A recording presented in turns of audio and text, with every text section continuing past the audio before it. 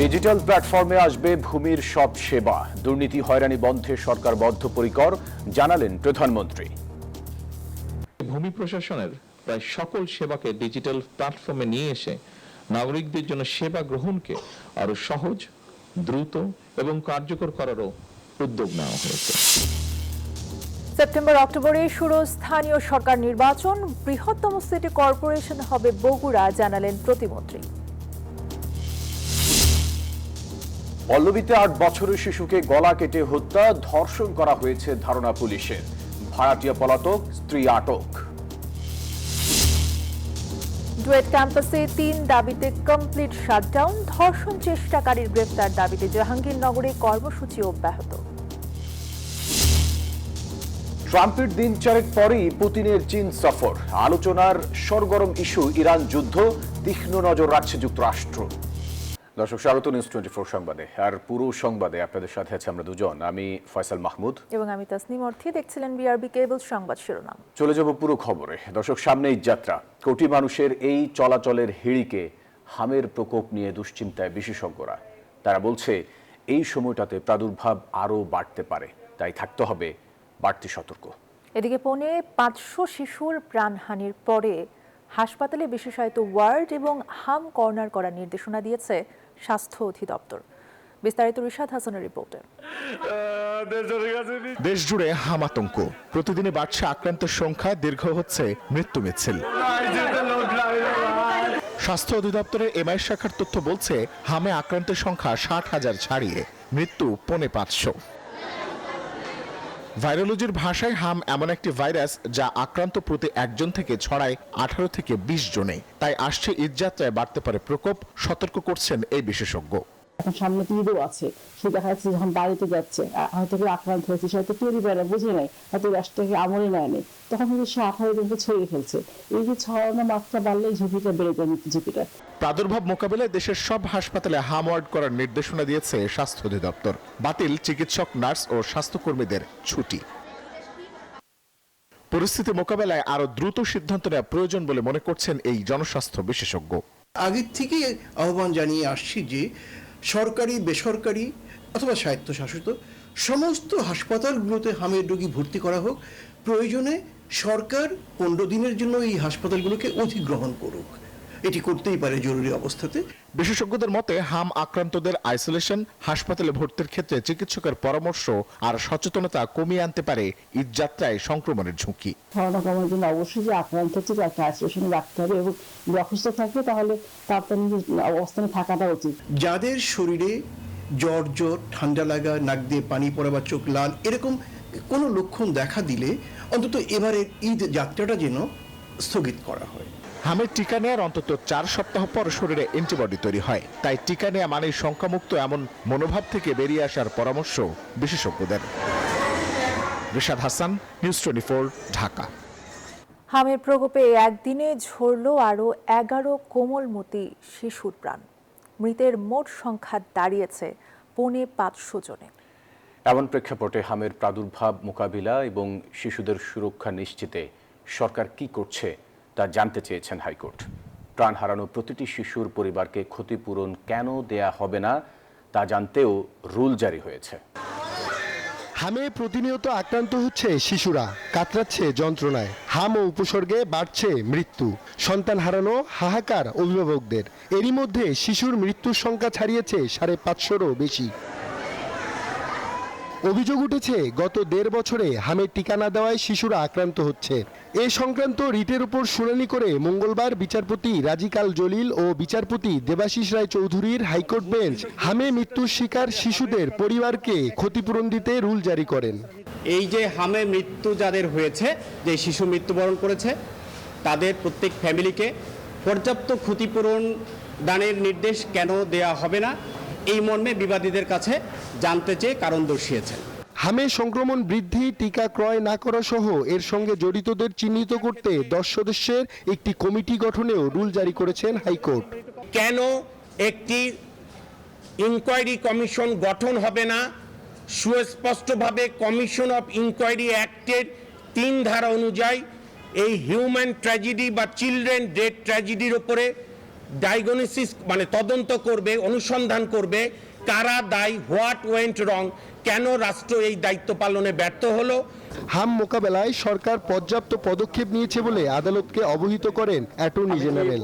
এ পর্যন্ত হামের প্রাদুর্ভাবের যে হয়েছিল এবং তার যে প্রকোপ, তা থেকে তারা 95% পর্যন্ত সফলতা অর্জন করতে পেরেছেন এটা নিয়ন্ত্রণ করার ক্ষেত্রে। অন্তর্বর্তী সরকারের গাফিলতি ও তাদের দায়ী করার বিষয়ে প্রশ্নে অ্যাটর্নি জেনারেল বলেন, তদন্তাধীন বিষয়ে এখনই কাউকে দায়ী করতে চান না তিনি। কিংবা প্রমাণিত হবে, তদন্তে আসবে যে আসলে প্রকৃতপক্ষে কেউ দায়ী কিংবা দায়ী না। আব্দুল্লাহ মামুন, নিউজ 24, ঢাকা। হাম মোকাবিলায় সরকার সার্বিকভাবে পদক্ষেপ নিয়েছে, এমনটি বলেছেন স্বাস্থ্য ও পরিবার কল্যাণ মন্ত্রী সরদার মোহাম্মদ শাখাওয়াত হোসেন। মঙ্গলবার বিকেলে রাজধানীতে এক আয়োজনে এই কথা বলেন তিনি।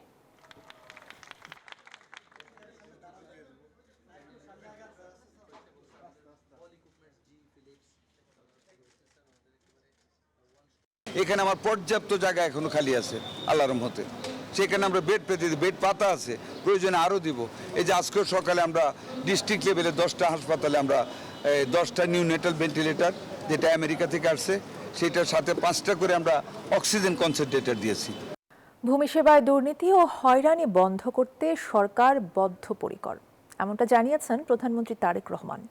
মঙ্গলবার রাজধানীর তেজগাঁওয়ে ভূমি মেলার উদ্বোধন অনুষ্ঠানে এই কথা বলেন তিনি। জানান, ভূমির সব সেবা ডিজিটাল প্ল্যাটফর্মে আনা হবে। জনগণের দোরগোড়ায় সহজ, স্বচ্ছ ও প্রযুক্তি নির্ভর সেবা পৌঁছে দিতে সারা দেশে শুরু হলো 3 দিনব্যাপী ভূমি সেবা মেলা। মঙ্গলবার সকালে রাজধানীর তেজগাঁওয়ে ভূমি ভবন থেকে এই মেলার উদ্বোধন করেন প্রধানমন্ত্রী তারেক রহমান। প্রধানমন্ত্রী বলেন, ভূমি সেবায় দুর্নীতি ও হয়রানি বন্ধ করতে চায় সরকার।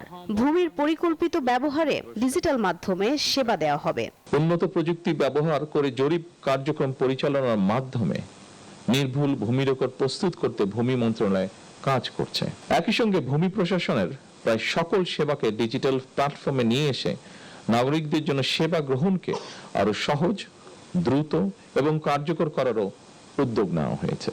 নির্বাচনী ইশতেহারের অংশ হিসেবে দেশের মানুষের ভূমি সেবা হয়রানি মুক্ত করতে কাজ করা হচ্ছে বলে জানান সরকার প্রধান। প্রতিটি প্রতিশ্রুতি বাস্তবায়ন করার অঙ্গীকার করেন তিনি।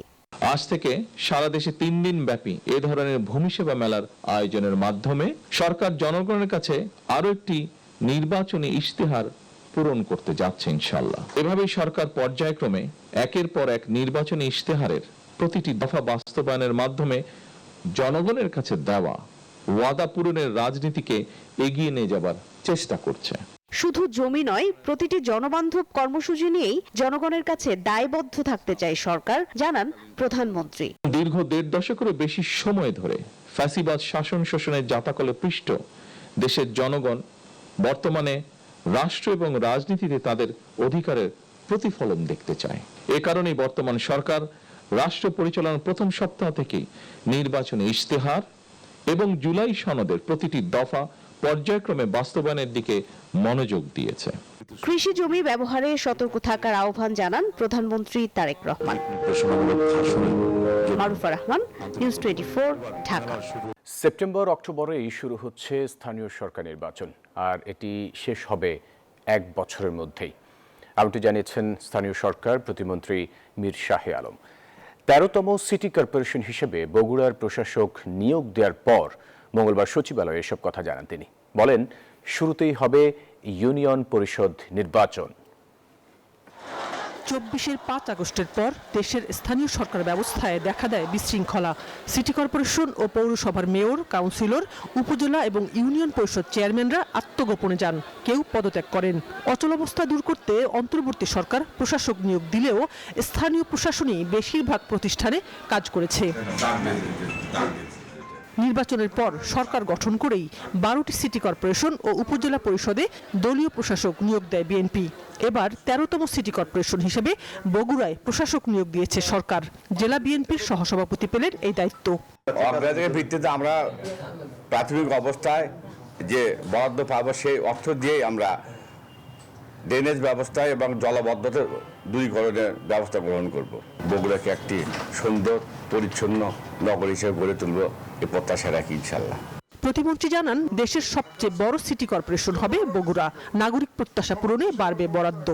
20 বছর পর বগুড়ার মানুষের দাবি অনুযায়ী মাননীয় প্রধানমন্ত্রী তার নির্বাচনী প্রতিশ্রুতিতে উনি বগুড়া যে প্রথম সফর করেছেন, সেই সফরে উনি ফলক উন্মোচন করেছেন এবং আজকে প্রশাসক নিয়োগের মাধ্যমে বগুড়া সিটি কর্পোরেশন আনুষ্ঠানিক রূপ পেল।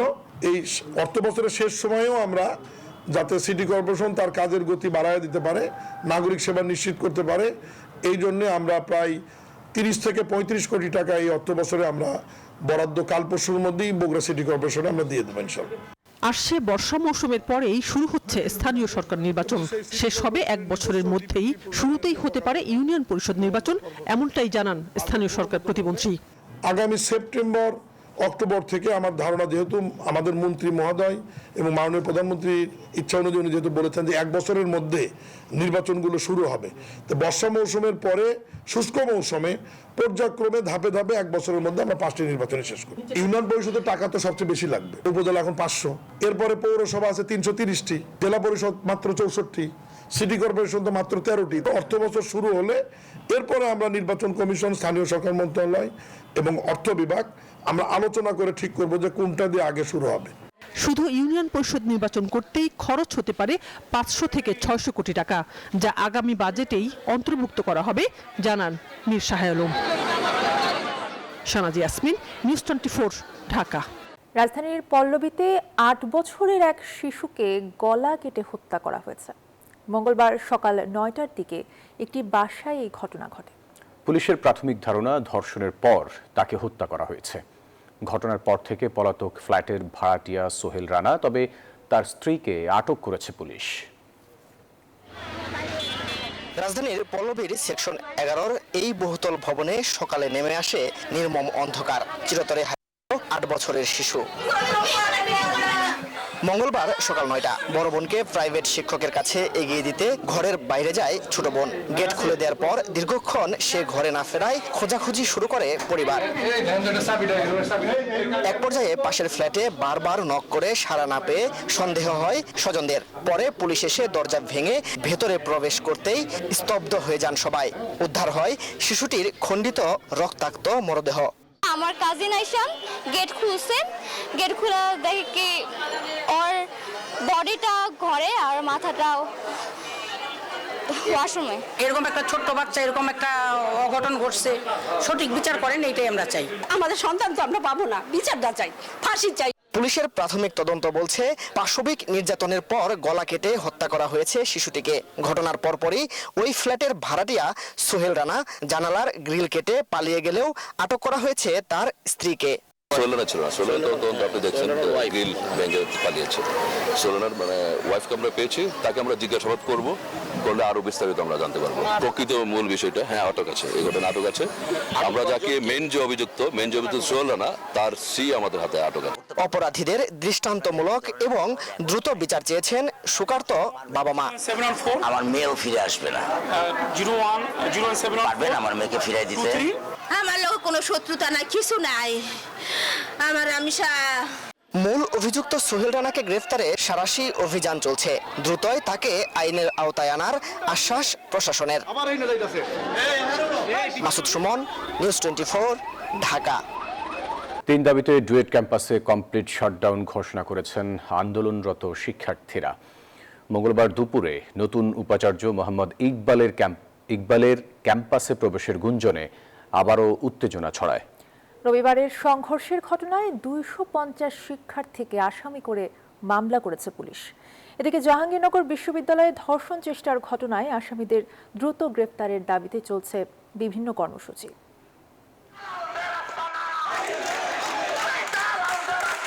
3 দফা দাবিতে শিক্ষার্থীদের ব্লকেট কর্মসূচিতে অচল ঢাকা প্রযুক্তি ও প্রকৌশল বিশ্ববিদ্যালয় ডুয়েট। গুঞ্জন ছড়ায় আবারও ক্যাম্পাসে প্রবেশের চেষ্টা করছেন নতুন উপাচার্য মোহাম্মদ ইকবাল। এ ঘটনায় উত্তেজনা ছড়িয়ে পড়ে আন্দোলনরতদের মাঝে।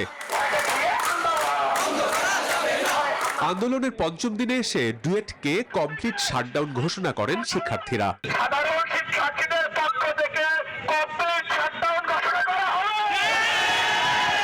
3 দিন ধরে চলা ব্লকেট কর্মসূচিতে তালাবদ্ধ ক্যাম্পাস।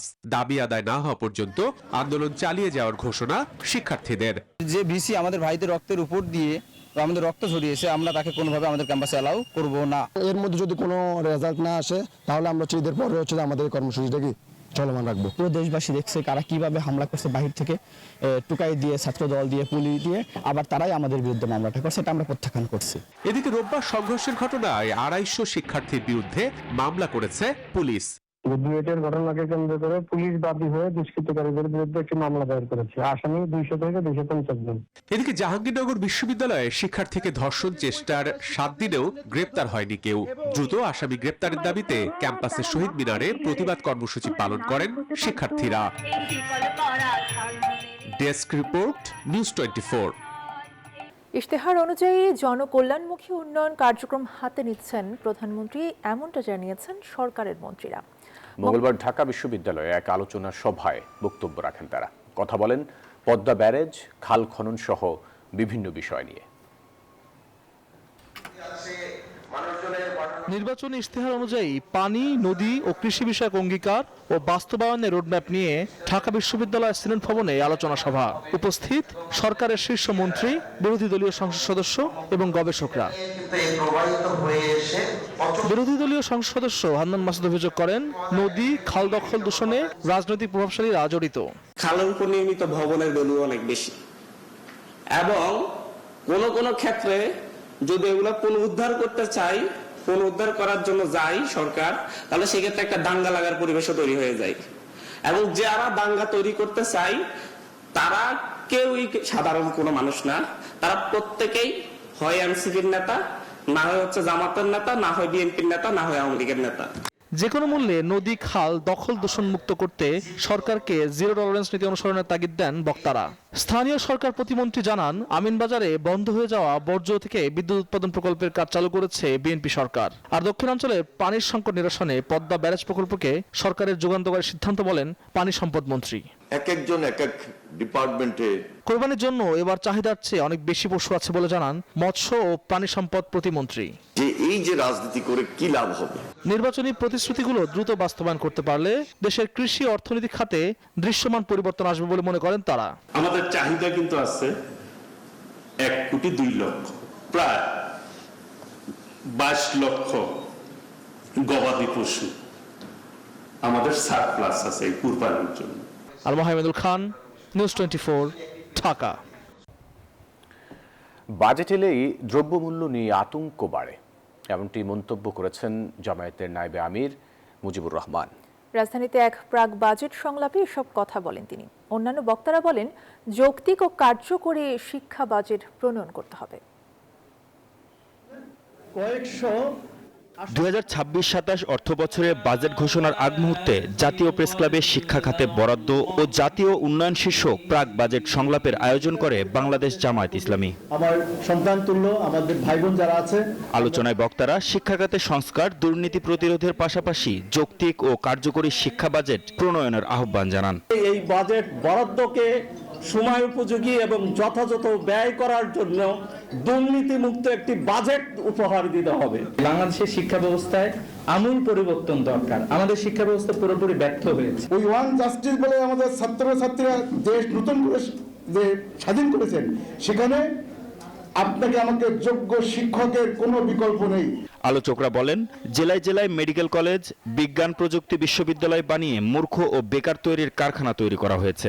দেশের মূল সমস্যাগুলো খুঁজে সমাধান করা প্রয়োজন বলেও জানান তারা। কারিকুলাম চেঞ্জের জন্য শিক্ষার্থীদের মধ্যে যে গ্যাপটা তৈরি হয়েছে, এই গ্যাপটা দূরীকরণের জন্য অবশ্যই শিক্ষা খাতে বাজেট বরাদ্দের দিকে আমাদের একটু দৃষ্টি দেওয়া দরকার। প্রত্যেক জেলাতে জেলাতে মেডিকেল কলেজ, প্রত্যেক জেলাতে জেলাতে বিজ্ঞান ও প্রযুক্তি বিশ্ববিদ্যালয় নামে মূর্খ এবং বেকার তৈরি করবার কারখানা বানিয়েছেন, জাতীয় বিশ্ববিদ্যালয় বানিয়েছেন। আপনার ঢাকা বিশ্ববিদ্যালয় থেকে শুরু করে প্রত্যেকটা পাবলিক ইউনিভার্সিটিতে ফিজিক্স আছে, অথচ এই সোনার বাংলা একজন ফিজিসিস্ট নাই। সভাপতির বক্তব্যে অধ্যাপক মুজিবুর রহমান বলেন, বাজেট আসে বাজেট যায়, তবে দেশের কোনো পরিবর্তন হয় না। কৃষকের বাজেট, শ্রমিকের বাজেট, শিক্ষকের বাজেট, সব বাজেটকে যদি আমরা অ্যানালাইসিস করি, তাহলে আমাদেরকে দেখতে হবে জনগণের কল্যাণের জন্য কতটুকু কি করা যায়, এটাই আমাদেরকে দেখতে হবে। শিক্ষা খাতকে এগিয়ে নিতে শিক্ষায় অর্থায়ন, মেধা পাচার রোধ এবং পাঠ্য বইয়ের উন্নয়ন প্রসঙ্গেও গুরুত্ব দেন আলোচকরা। মাহমুদ হাসান, নিউজ 24, ঢাকা। জুলাইয়ের মধ্যে গণমাধ্যম ব্যবস্থাপনায় নতুন কমিশন গঠনের প্রস্তাব দেওয়া হবে, এমনটি জানিয়েছেন তথ্য ও সম্প্রচার মন্ত্রী জহিরুদ্দিন স্বপন। মঙ্গলবার সচিবালয়ে সাপ্তাহিক ব্রিফিংয়ে এই কথা জানান তিনি। মন্ত্রী বলেন, সবার প্রতি ইনসাফ নিশ্চিত করা হবে। প্রধানমন্ত্রীর তথ্য উপদেষ্টা জাহিদুর রহমান জানান, র্যাব আগের মতো থাকছে না, আলাদা আইনের মাধ্যমে একটি এলিট ফোর্স পরিচালিত হবে, নামও পরিবর্তন হতে পারে। শাহজালাল আন্তর্জাতিক বিমানবন্দরের তৃতীয় টার্মিনাল দ্রুত চালুর উদ্যোগ নেওয়া হয়েছে। 16 ডিসেম্বরকে সম্ভাব্য তারিখ হিসেবে বিবেচনায় রেখেই সকল প্রস্তুতি সম্পন্ন করার নির্দেশ দেওয়া হয়েছে। একটা রাষ্ট্রে একটা এলিট ফোর্স থাকা দরকার আছে, কারণ র্যাবের সমালোচনা যদি সরিয়ে রাখি আমরা দেখব র্যাব অত্যন্ত কেপেবল ভাবে নানা ধরনের সন্ত্রাস তারা মোকাবেলা করতে পেরেছে। এবারে আন্তর্জাতিক প্রসঙ্গ। বিশ্ব রাজনীতির মঞ্চে আরও শক্তিশালী হচ্ছে মস্কো বেইজিং সম্পর্ক। চীন সফর শুরুর ঠিক আগেই রুশ প্রেসিডেন্ট ভ্লাদিমির পুতিন বলেন, জাতীয় নিরাপত্তা, সার্বভৌমত্ব এবং বৈশ্বিক ইস্যুতে একসঙ্গে কাজ করবে চীন ও রাশিয়া। বিশ্লেষকদের মতে এটি শুধু দ্বিপক্ষীয় সম্পর্ক নয়, বরং পশ্চিমা প্রভাবের বিপরীতে নতুন কৌশলগত বার্তা। এদিকে পুতিনের এই সফরে তীক্ষ্ণ নজর রাখছে যুক্তরাষ্ট্র। মার্কিন প্রেসিডেন্ট ডোনাল্ড ট্রাম্পের সফরের রেশ কাটতে না কাটতেই বেইজিংয়ে রুশ প্রেসিডেন্ট ভ্লাদিমির পুতিন। পশ্চিমা চাপের মধ্যেও পুতিন ও শি জিনপিং দেখিয়ে দিয়েছেন তাদের সম্পর্ক এখন আর শুধু কূটনীতিতে সীমাবদ্ধ নয়, বরং ধীরে ধীরে কৌশলগত জোটে রূপ নিচ্ছে। ট্রাম্পের সাম্প্রতিক চীন সফরে বড় কোনো অগ্রগতি না এলেও পুতিনের সফরকে ঘিরে বাড়ছে আন্তর্জাতিক গুরুত্ব। যুক্তরাষ্ট্রের সঙ্গে প্রতিযোগিতায় মস্কোকেই এখন সবচেয়ে নির্ভরযোগ্য অংশীদার হিসেবে দেখছে বেইজিং। ইরান ইস্যুতে চূড়ান্ত সিদ্ধান্ত নেওয়ার আগে পুতিন ও শি জিনপিংয়ের এই বৈঠকে নজর যুক্তরাষ্ট্রের, কারণ বেইজিং মস্কো অক্ষই এখন তেহরানের সবচেয়ে বড় ভূ রাজনৈতিক ও অর্থনৈতিক ভরসা। বিশ্লেষকরা বলছেন, বৈশ্বিক মঞ্চে যুক্তরাষ্ট্রকে চাপে রাখতে রাশিয়া ও চীন সমন্বিত কৌশলে এগোতে পারে, আর সেই সমীকরণেই নতুন করে প্রভাব ফেলতে পারে ওয়াশিংটনের ইরান নীতিতে। আসমাতুলি, নিউজ 24। আর এই ছিল নিউজ 24 সংবাদে। এতক্ষণ সাথে থাকায় ধন্যবাদ সবাইকে।